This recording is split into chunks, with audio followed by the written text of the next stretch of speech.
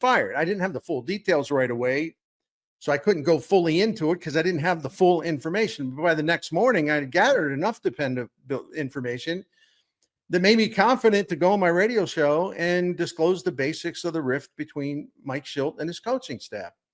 And I related to our listeners, said, here, look, this is no mystery here. There's a big blow up of Shildt and the coaches.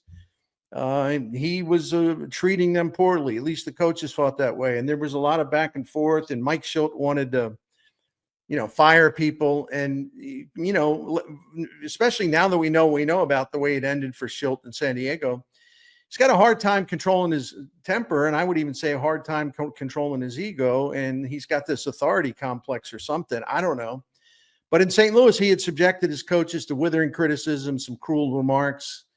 They took it personally, as they should have, and as we eventually learned, the coaches had enough of Shildt's frequent abuse, so something had to give.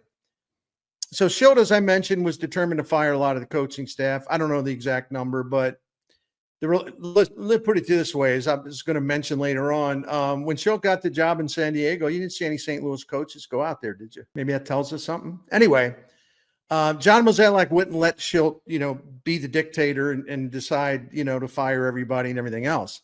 This created a conflict, and we know how it ended.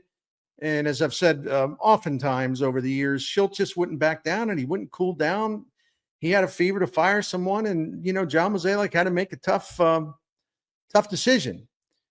And he decided Shildt had to go. And based on what we know now, with more and more details spilling out in recent days even, Mozeliak's decision was absolutely, positively justified.